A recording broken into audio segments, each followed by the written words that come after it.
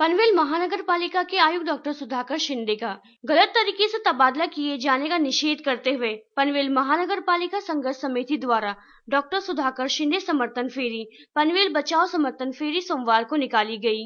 समिति के इस आंदोलन को शेतकरी कामगार पक्ष ने समर्थन दिया। इस अवसर पर माननीय विवेक पाटिल, विधायक बालाराम पाटिल, पनवेल विधानसभा चुनाव क्षेत्र के अध्यक्ष काशीनाथ पाटिल, पूर्व नगर अध्यक्ष संदीप पाटिल आदि सहित विभिन्न संगठन तथा नागरिक बड़ी संख्या में समर्थन फेरी में सहभागी हुए। इस अवसर पर विधायक बालाराम पाटिल ने अपनी भावनाएं जाहिर करते हुए कहा कि पनवेल महानगर पालिका को एक सक्षम नेतृत्व करने वाले आयुक्त की जरूरत है। ऐसे में डॉक्टर सुधाकर शिंदे का तबादला होना इससे बड़ी बदनसीबी और क्या होगी। एक अतिशय धडाकेबाज आणि अतिशय चांगली कार्यप्रणाली असणारा आयुक्त डॉक्टर सुधाकर शिंदेंच्या रूपानं या पनवेल महापालिकेला मिळाला होता।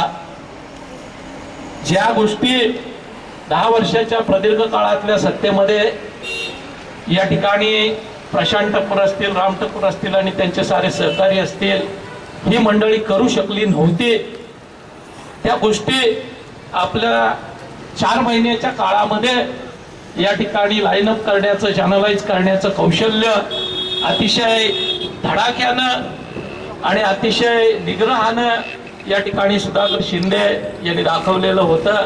सत्तेला चटावलेल्या, सत्तेचे दुरुपयोग करणाऱ्या सत्ताधाऱ्यांना जाणवले आणि सुधाकर शिंदे यांना पनवेलमधून अन्याय रीतीनं त्या ठिकाणी बदलण्याचं कारस्थान चालू झालं। मी मनापासून कांतीलाल कडू आणि त्यांच्या साऱ्या सहकाऱ्यांचं या ठिकाणी अभिनंदन करेन, त्यांचा आभार व्यक्त करेन की चांगलं काम करण्याचा प्रयत्न करणाऱ्या अधिकाऱ्यांना आपण या ठिकाणी सहकार्य करण्याची भूमिका घेतलेली आहे आणि याच्यातून भविष्याच्या काळात निश्चितपणे पनवेल महापालिकेचा कारभार चांगला होण्याच्या दृष्टीनं पावलं टाकली जातील असा विश्वास माझ्यासारख्या कार्यकर्त्याला आहे।